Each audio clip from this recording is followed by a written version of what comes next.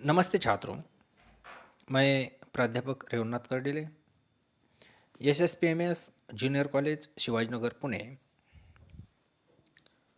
आज की तासिका में कक्षा 12वीं हिंदी युवक भारती किताब में से पाठ नंबर 6 पाप के चार हथियार, लेखक कन्हैयालाल मिश्र उर्फ प्रभाकर, इनके निबंध का अध्ययन करेंगे।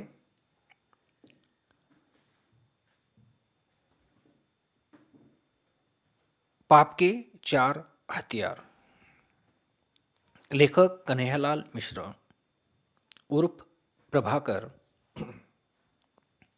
सबसे पहले लेखक कन्हैयालाल मिश्र जी का परिचय देखते हैं। कन्हैयालाल मिश्र जी का जन्म 26 सितंबर 1906 को उत्तर प्रदेश के देवबंद गांव में हुआ। आप हिंदी के कथाकार, निबंधकार, पत्रकार तथा स्वतंत्रता सेनानी थे। आपने पत्रकारिता में स्वतंत्रता के स्वर को ऊंचा उठाया। आपके निबंध भारतीय चिंतन धारा को प्रकट करते हैं। आपका संपूर्ण साहित्य मूलतः सामाजिक सरोकारों का शब्दांकन है। आपने साहित्य और पत्रकारिता को व्यक्ति और समाज के साथ जोड़ने का प्रयास किया है।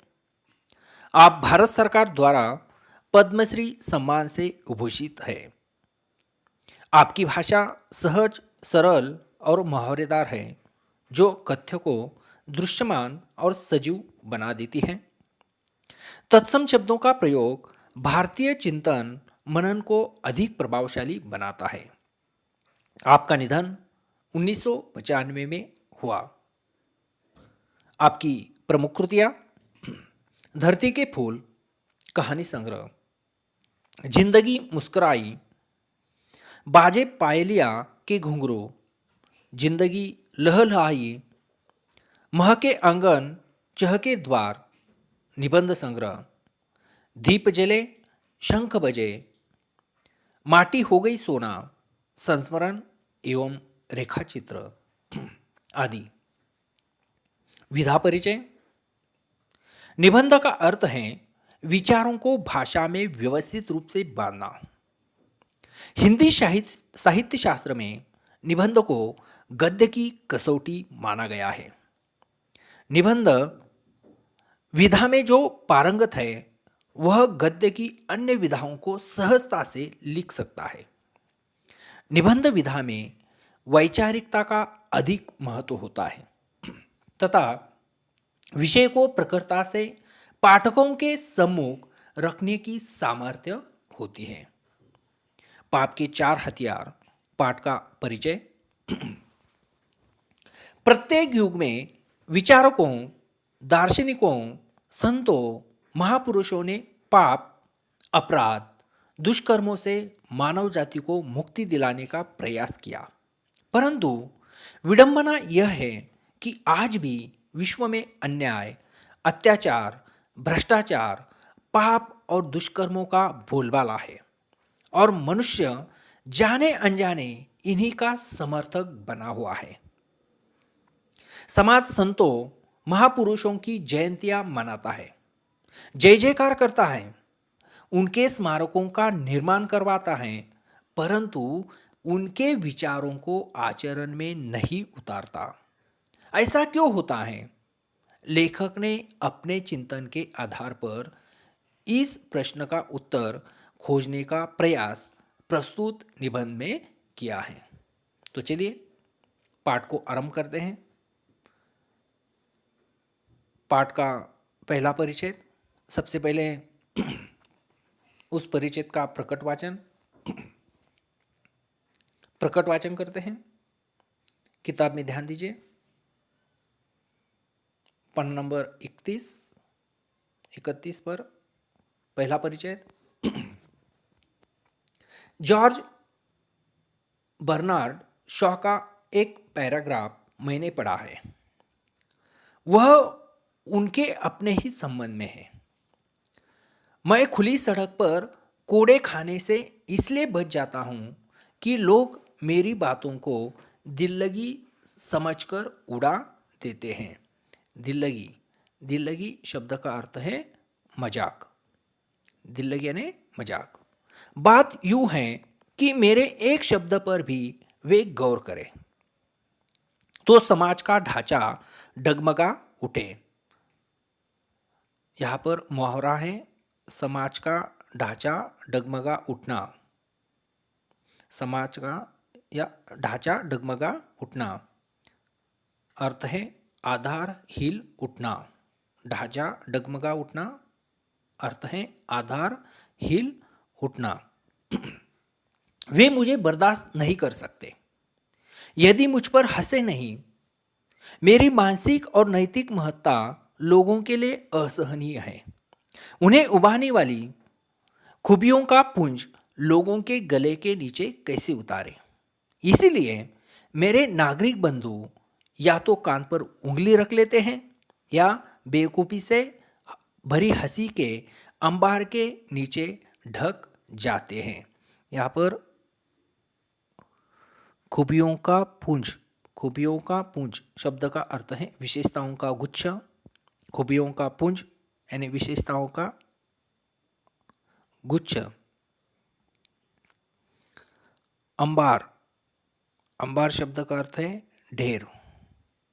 अंबार शब्द का अर्थ है ढेर। अब यहाँ पर गले के नीचे उतारना मुहावरा है, गले के नीचे उतारना, स्वीकार होना या स्वीकार करना। गले के नीचे उतारना मुहावरे का अर्थ है स्वीकार होना या स्वीकार करना।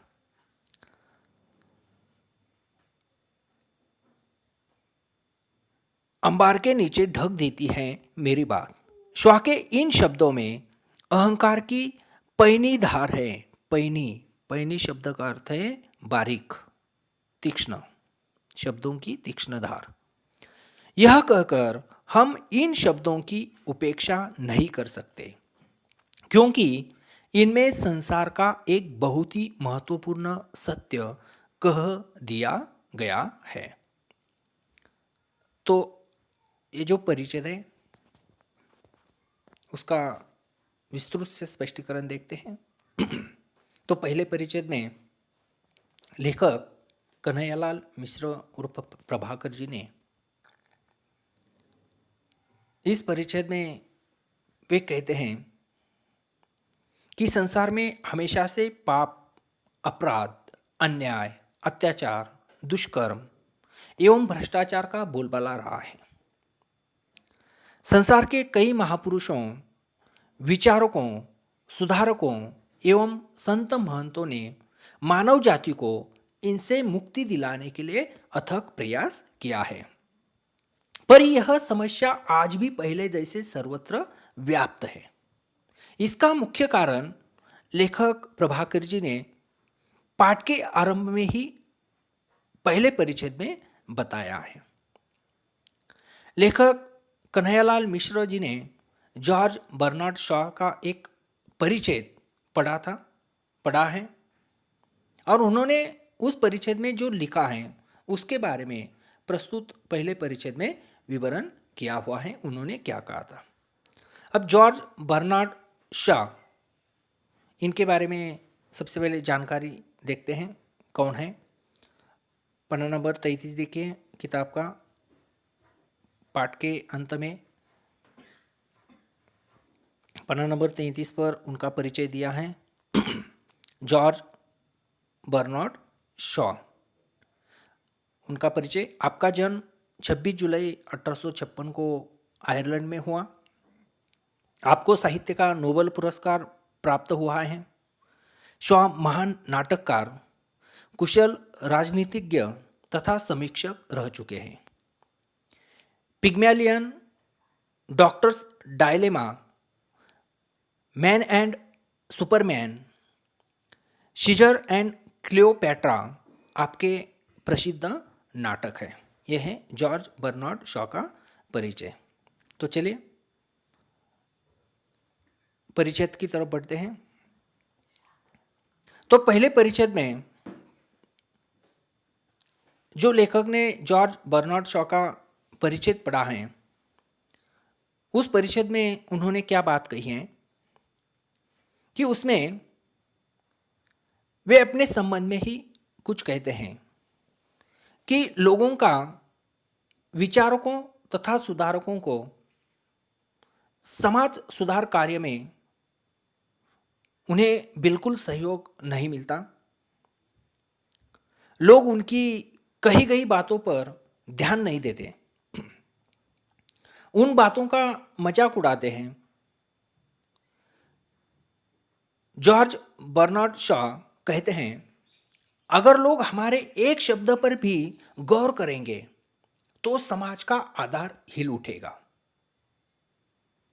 मैंने आपको पहले ही ढांचा डगमगा उठना इस मुहावरे का अर्थ बताया है कि आधार हिल उठना। शो आगे ये भी कहते हैं कि लोग मुझे बर्दाश्त नहीं करते, मेरी मानसिक और नैतिक महत्ता उन्हें असहनीय है। मेरे मन में यह सवाल आता है कि लोगों को उबाने वाले विशेषताओं के गुच्छ लोगों के गले के नीचे कैसे उतारें। लोग हमारी बात सुनकर एक तो कान पर उंगली रख लेते हैं या हम पर बेवकूफी से हंसते हैं। यहां पर शॉजी ने संसार का एक बहुत बड़ा और महत्वपूर्ण सत्य कह दिया है। चलिए आगे का परिचय देखते हैं। सबसे पहले प्रकट वाचन करते हैं। किताब में ध्यान दीजिए। संसार में पाप है, जीवन में दोष,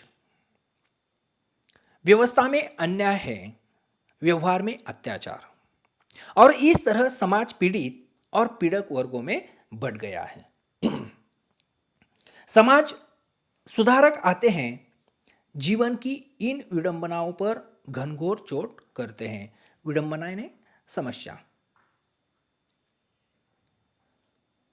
विडंबनाएं टूटती बिखरती नजर आती हैं, पर हम देखते हैं कि सुधारक चले जाते हैं और विडंबनाएं अपना काम करती रहती हैं। आखिर इसका रहस्य क्या है कि संसार में इतने महान पुरुष, सुधारक, तीर्थकर, अवतार, संत और पैगंबर आ चुके, पर यह संसार अभी तक वैसा का वैसा ही चल रहा है। इसे वे क्यों नहीं बदल पाए? दूसरे शब्दों में, जीवन के पापों और विडंबनाओं के पास वह कौन सी शक्ति है जिससे वे सुधारकों के इन शक्तिशाली आक्रमणों को झेल जाते हैं और टुकड़े टुकड़े होकर बिखर नहीं जाते? शॉ ने इसका उत्तर दिया है कि मुझ पर हंसकर और इस रूप में मेरी उपेक्षा करके वे मुझे सह लेते हैं। ये मुहावरे की भाषा में सिर झुकाकर लहर को ऊपर से उतार देना है। अब यहाँ पर मुहावरा आया है, सिर झुकाकर लहर को ऊपर से उतार देना। सिर झुकाकर लहर को ऊपर से उतार देना, इसका अर्थ है सिर झुकाकर संकट को गुजरने देना। सिर झुकाकर संकट को गुजरने देना। शॉ की बात सच है, पर यह सच्चाई एकांगी है। सत्य इतना ही नहीं है, पाप के पास 4 शस्त्र हैं जिनसे वह सुधारक के सत्य को जीतता या कम से कम असफल करता है। मैंने जीवन को जो थोड़ा बहुत अध्ययन किया है, उसके अनुसार पाप के ये 4 शस्त्र इस प्रकार हैं: उपेक्षा, निंदा, हत्या और श्रद्धा। प्रकट वाचन के बाद इस परिच्छेद का विस्तृत से स्पष्टीकरण देखते हैं। लेखक कन्हैयालाल मिश्र जी ने इस आगे के परिच्छेद में क्या कहा है। लेखक कहते हैं कि संसार में पाप है, जीवन में बहुत सारे दोष भी हैं, हमारी व्यवस्था में अन्याय और व्यवहार में अत्याचार हो रहा है। इस तरह संसार का समाज पीड़ित और पीड़क वर्गों में बढ़ गया है। पीड़ित और पीड़क वर्ग यानी पीड़ा देने वाला और पीड़ा सहन करने वाला। जब लोग पीड़ित, दुखी या मुसीबत में होते हैं तो उन्हें न्याय देने के लिए या उस व्यवस्था पर आवाज उठाने के लिए कोई सुधारक, समाज सुधारक आगे आता है। इस व्यवस्था पर वह करारा प्रहार करता है और उसके बाद उस व्यवस्था पर करारा प्रहार करने के बाद समस्याएं जो हैं थोड़ी बहुत खत्म होती नजर आती है। उसके बाद क्या होता है, हम सबको पता है। करारा प्रहार करने के बाद जो समस्या है वो हो जाती हैं थोड़ी बहुत, लेकिन उसके बाद समस्या खत्म तो सुधारक की बातें सुनना भी खत्म। जब हमें दर्द होता है तभी हमें भगवान की, डॉक्टर की याद आती है। दर्द खत्म, यादें खत्म, और उसके बाद सुधारक फिर चले जाते हैं। और सुधारक चले जाने के बाद समस्याएं अपना अपना काम करती रहती हैं। ये सिलसिला जो है सदियों से चलता आ रहा है, वर्तमान में चल रहा है और आगे भविष्य में भी चलता रहेगा, खत्म नहीं होगा। इसका रहस्य आज तक कोई नहीं ढूंढ पाया। संसार में आज तक इतने महान पुरुष, सुधारक, तीर्थकार, अवतार, संत, महंत, पैगंबर, मुल्ला, पास्टर और फादर आ चुके हैं, पर यह संसार अभी तक वैसा का वैसा ही चल रहा है। इसे महान हस्तियां नहीं बदल पाए। पापों और विडंबनाओं, समस्याओं के पास वो कौन सी शक्ति है जिससे वे इतने सारे महान हस्तियों के शक्तिशाली आक्रमणों को झेलते हैं और उसके पाप के या समस्याओं के टुकड़े टुकड़े भी नहीं होते। ऐसी कौन सी शक्ति उनके अंदर है? शाह ने इसका भी उत्तर यहां पर दिया है, इस परिच्छेद में दिया है।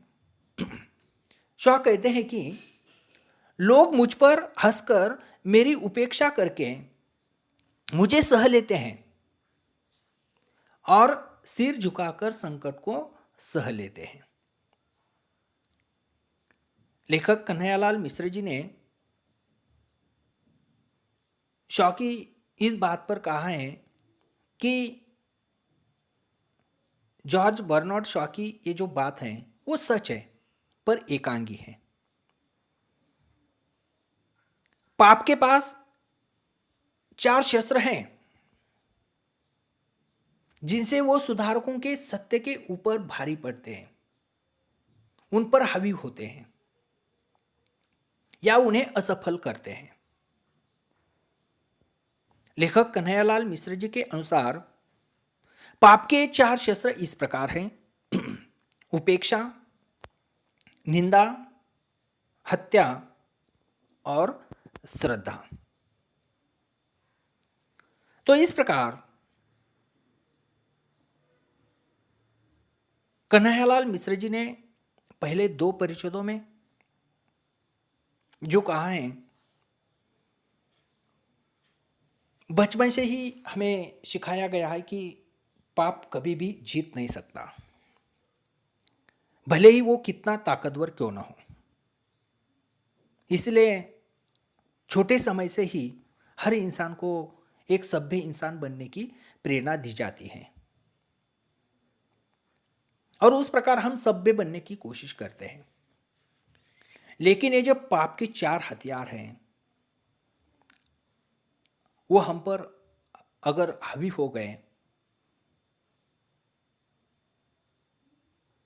तो वह हमारे शक्तिशाली आक्रमण को भी झेलते हैं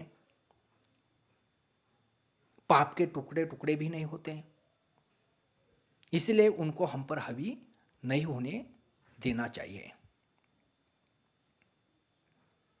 वैसे पाप के 4 हथियार हैं: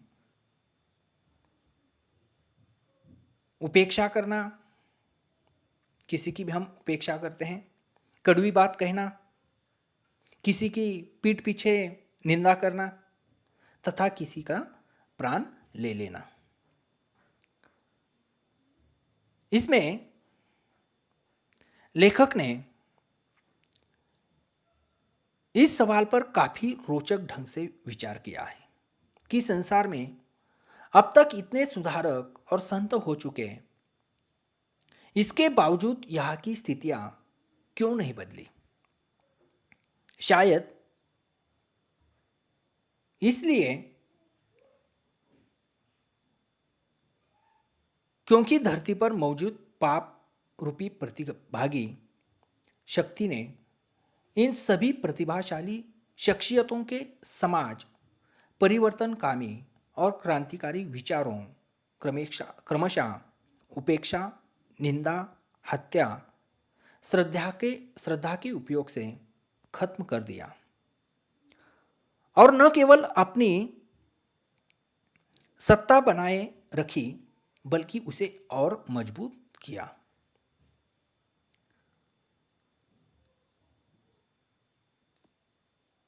आज की तासिका में इतना ही।